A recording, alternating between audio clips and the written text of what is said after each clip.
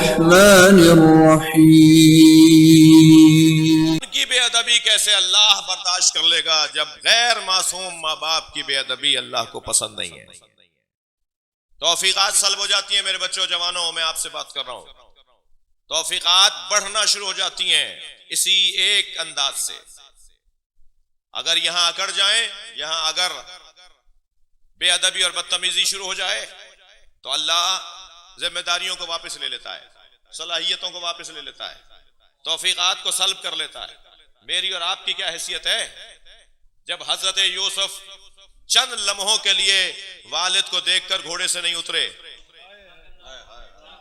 चंद लम्हे ताखीर से घोड़े से उतरे, देखते रहे कि वो करीब आ जाए तब उतरूंगा, और जब करीब आ गए तब घोड़े से उतरे। वो दौड़ते हुए आ रहे हैं बच्चे की मोहब्बत में, ये इंतजार फरमा रहे थे कि करीब आए तो घोड़े से उतरूं। तो एक पुष्ट से संगीन एक चीज निकलना शुरू हुई, ऐसा लगा जैसे वजूद हल्का हो गया हो। पूछा या अल्लाह, मैं अपने वजूद में एक संगीनी महसूस करता था जो नहीं रही। कहा तुम्हारी नस्ल में इरादा था कि नबूवत को करार दिया जाए, अब तुम्हारी नस्ल से नबूवत को हमने ले लिया। जिम्मेदारियां वापस ले लेता है अल्लाह, सलाहियतों को सल्ब कर लेता है इस बदतमीजी पर। सलवात पढ़े जरा मोहम्मद वाले। मेरे और आपके लिए बदतमीजी, मेरे और आपके लिए अगर यही मरहला हो तो बदतमीजी शुमार होगी, वो बेअदबी शुमार होगी। नबी के यहां वो तरके औला है। सलवात पढ़े जरा मोहम्मद वाले मोहम्मद।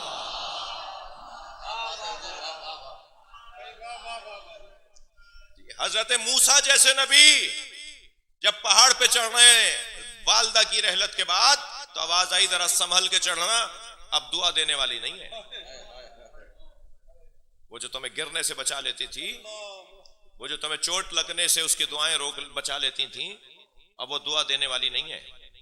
तो मेरी और आपकी तो हमारी तो कोई हैसियत नहीं। मैं अपनी बात कर रहा हूं, जिन्हें अल्लाह ने बाहैसियत बनाया, जिन्हें अल्लाह ने साहिब हैसियत बनाया, उनके यहां अगर इसका तर्क औला भी हुआ तो अल्लाह ने उनको जिम्मेदारियां उनकी सल्ब कर ली।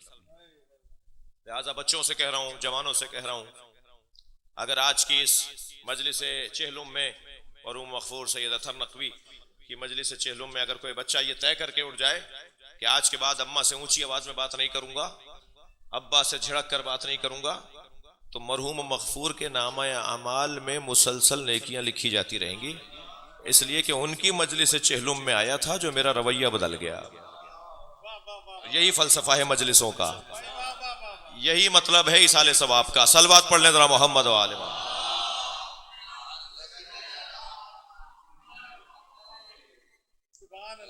तो यहां एक बात रोशन हुई, बहुत तवील गुफ्तगू मतलूब नहीं है, एक बात रोशन हुई कि ताजीम और ताब्बुद दो अलहदा बातें हैं, इबादत और एहतराम दो अलहदा बातें हैं। इबादत सिर्फ अल्लाह की है, वही अल्लाह कह रहा है ना कि मेरे अलावा किसी और की इबादत न करना, वही अल्लाह कह रहा है ना शाने झुकाओ। तो शाने झुकाता हुआ शख्स आपको अगर वालदैन के आगे नजर आए, आप अगर ना पहचानते हो कि ये कौन है, मैं अगर ना पहचानता हूं कि ये कोई साहब है जो किसी साहब के सामने झुक रहे हैं, तो मैं तो वही फैसला सुना दूंगा जो बाज लोग सुनाते हैं कि साहब ये तो शिर्क हो रहा है। लेकिन जब उससे पूछा जाएगा तो वो कहेगा भाई आपको क्या पता ये मेरे वालिद हैं, आपको क्या मालूम ये मेरी वालिदा है। तो इसका मतलब ये हुआ कि रवैये नियतों की बुनियाद पर सामने आएंगे। अब अगर नियत ये है कि इबादत करनी है तो शिर्क, इसलिए कि उसने पहले कह दिया ला ताबुदु इल्ला इय्याह, उसके अलावा किसी और की इबादत नहीं। और अगर नियत यह है कि ताजीम कर रहा हूं तो ऐने अब्दियत और ऐने इताअत इलाहिया, अल्लाह ने चाहा है कि ऐसा करो। एक सलवात और हदिया करें नबी की जात पे।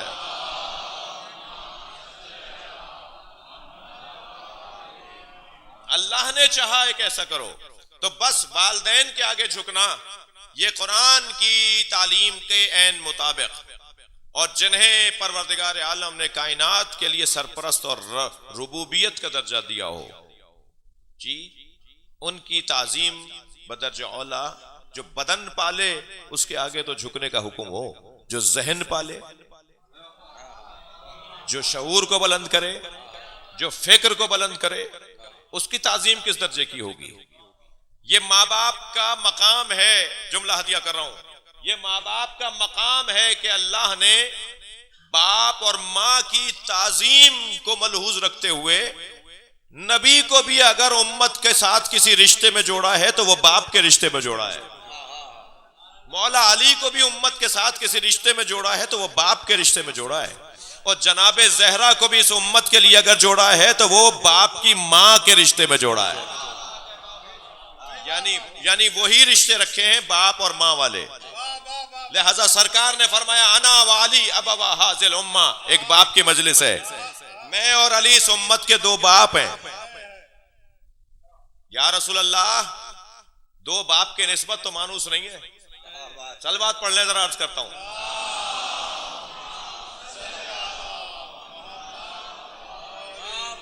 या रसूल अल्लाह, ये आपने क्या फरमाया है कि मैं और अली इस उम्मत के दो बाप हैं। दो बाप की निस्बत मानूस नहीं है।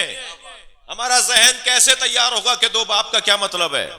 सरकार दो जहां ने इस जुमले में फरमा दिया, मुझे और अली को दोस्त समझा क्यों है? जो तुम्हें दो नजर आ रहे हैं वो हकीकत में एक है। एक रुख से देखोगे मोहम्मद नजर आएगा, दूसरे रुख से अली नजर आएगा। अना व अली मिन नूर वाहिद। सलवात पढ़े मोहम्मद व आले मोहम्मद।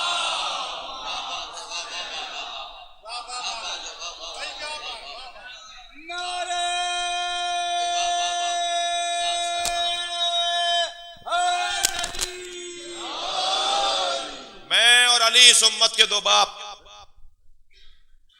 दो बाप। बाप का काम क्या है? एक बाप की मजलिस, मुझसे कुछ जुमले सुनिएगा। बाप का काम क्या है? बाप का काम बच्चे की, औलाद की तरबियत। तरबियत का एक दौरानिया है। 7 साल का ये, 14 साल का वो, 21 साल का जिम्मेदार। दौरानिये बताए गए। लड़का 15 साल की उम्र में ये जिम्मेदारी, लड़की 15 साल की उम्र, 9 साल की उम्र में ये उन्मान रखेगी।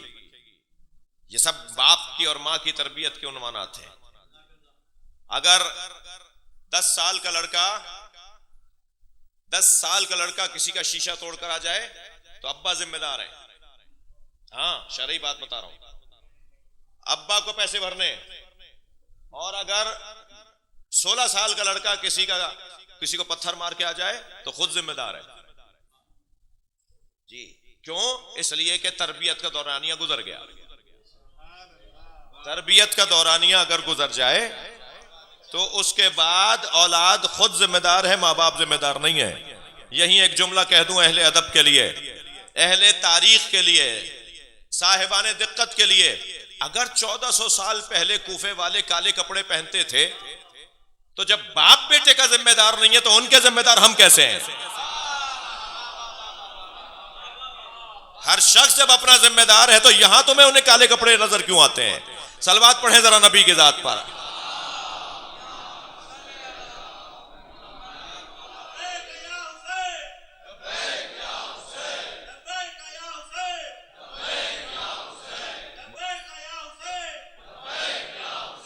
बलंतर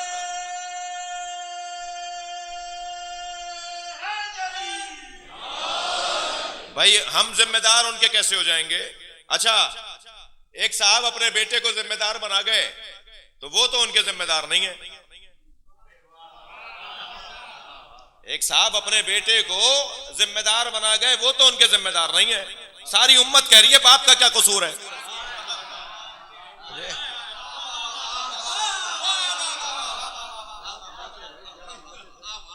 मैं अपने मजमून पर हूं। सलवात पढ़े मोहम्मद व आले मोहम्मद।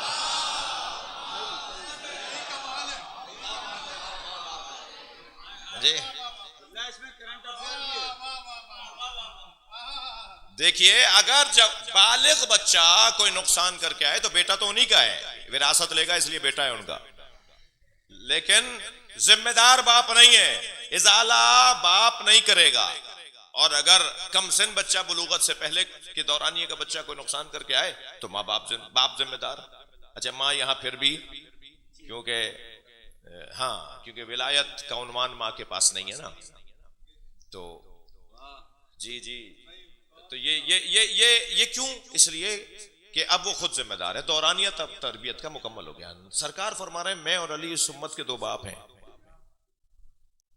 जब तक उम्मत की तरबियत नहीं होगी बाप की जरूरत है।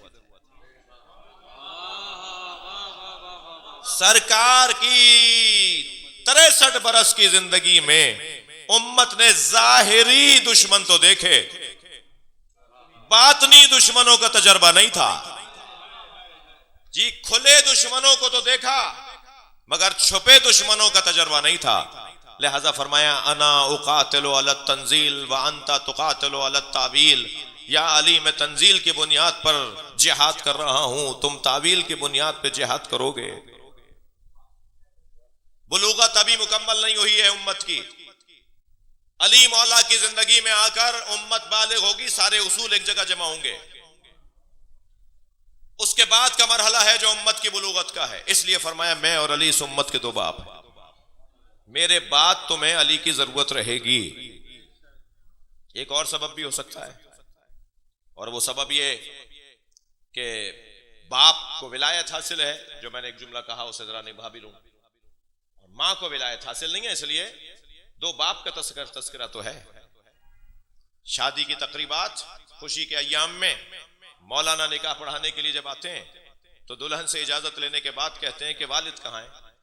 वो कभी रिसेप्शन पे होते हैं, कभी इस्तकबालिया पे होते हैं, कभी मिसाल के तौर पे मेहमानों को से मिल रहे होते हैं, तो बुलाया जाता है, मौलाना बुला रहे हैं, निकाह हो रहा है। अगर वालिद कहें जी मैं तो राजी नहीं हूं इस निकाह पर, तो मोहतात उलमा निकाह नहीं पढ़ाते कि भाई बाप राजी नहीं है, वली राजी नहीं है। और अगर मालूम हो कि नहीं साहब बाप है मगर राजी नहीं है, और राजी नहीं भी है, और उसने एक सलवात पढ़ लें जरा मोहम्मद वाले मोहम्मद,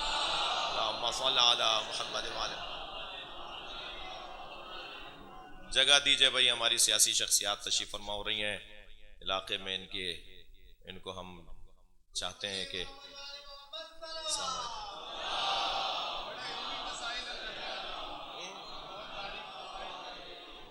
माशाअल्लाह जमील साहब एक सलवात और पढ़ेंगे मोहम्मद वाले।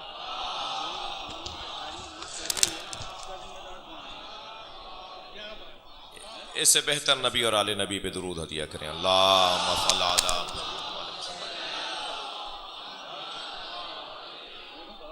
अहले खाना से ताज़ियत करने के लिए हमारी शख्सियात अल्लाह मुल्क व कौम को और सियासी और फलाही एतबार से जो कोशिशें कर रहे हैं, करना चाहिए, कर रहे हैं, करेंगे इंशाअल्लाह। इनकी तवानाइयों में अल्लाह इजाफ़ा फरमाए, और बेहतर से बेहतर जब भी इन्हें अच्छा मौका मिले, जब भी इनके हाथ में कोई काम आए, ये इलाके के लोगों के लिए और बिलुमूम तमाम शहरियों के लिए अपनी खिदमात को पेश कर सकें। इस दुआ की कबूलियत के लिए सलवात हदिया करें। अल्लाहुम्मा सल्ली अला मुहम्मद व आले मुहम्मद। तो ये जो बाप की कैफियत है ना, अना व अली अबवा हाज़िल उम्मा, अली और मैं और अली इस उम्मत के दो बाप हैं। तो जिम्मेदारी वो जो तरबियत करने की जिम्मेदारी है।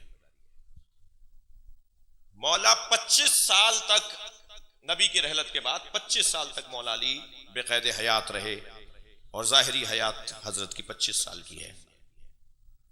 मगर 25 सालों में मौला ने जो खुतबात दिए हैं, जो खिताबात फरमाए हैं, वो 4.5 साल के, यानी तकरीबन 20 साल तक मौला अली बोलने के हवाले से, खिताब के हवाले से खामोश रहे जी। वो जो तकरीबन 5 साल के जो अय्याम में आपने खिताबात फरमाए, वो बनकर सामने आया है मजमुआ नहजुल बलागा के नाम से। यानी अगर नहजुल बलागा मौला की 5 साला जिंदगी का इल्मी मवाद है, तो 64 बरस के अली का इल्मी मवाद क्या होता, कितना बड़ा जखीरा होता, कितना बड़ा इल्मी जखीरा होता अगर मौला हर मरहले के ऊपर मौला अली को बोलने के लिए मैदान मौला के लिए आमादा होता। लेकिन आप उसी तकरीबन 5 साल का दौरानिया ले लीजिए जिसमें उम्मत की तरबियत कर रहे हैं, एक बहैसियत बाप के, बाप है, नबी ने कहा है अली उम्मत का बाप है, मैं उम्मत का बाप हूं, मेरा अली मेरे साथ मेरी उम्मत का बाप है। ये हदीस सुनाई है मैंने आपको। उस 5 साल के दौरानिया में जो मौला अली ने तरबियत फरमाई है, कौन सा मैदान है मेरे अजीजों कि जिस मैदान में मौला अली ने हमारी रहनुमाई ना की हो। ज़राअत, तिजारत, मुआश, कारोबार, जी नौकरी, जो मेरा पसंदीदा मजमून नहीं है जी। मैं इन बच्चों से कहता हूं कि नौकरी करनी है तो फिर इतने काबिल हो कि अफसर लगो, इतनी मेहनत करो, CSS करो, कमीशन पास करो, मेहनत करो कि फिर जाके डायरेक्ट अफसर लगो, वरना नौकरी के लिए तो मैं पैदा ही नहीं किया है। कारोबार करो, अपने पैरों पे खड़े हो। ये बहुत कुछ कह चुका हूं। मेरा पसंदीदा मजमून कारोबार और तिजारत की तरफ रागिब करना है। हाँ, अगर तो मगर नौकरी के मैदान में एक जलवा दिखा रहा हूं मौला अली का। कभी गौर फरमाया कि क्या यहूदियों के ही बाग थे जहां अली जाकर कुआं खोदे? अली फला यहूदी के बाग में काम कर रहे हैं, अली ने फला यहूदी के बाग को सजाकर और संवार कर दे दिया। क्या यहूदियों के ही बाग रह गए थे, किसी मुसलमान का बाग नहीं था? भाई लम्हे फिक्रिया है, शायद किसी के लिए कोई पैगाम जाए। अली मौला ने तिजारत का एक उसूल दिया है, अपना पैसा अपने पास रखना क्या हुनर है, गैर का पैसा अपने पास लाओ।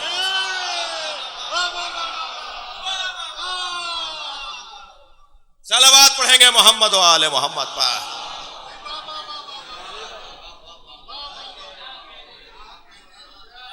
बहुत बड़ा फलसफा है इसके अंदर।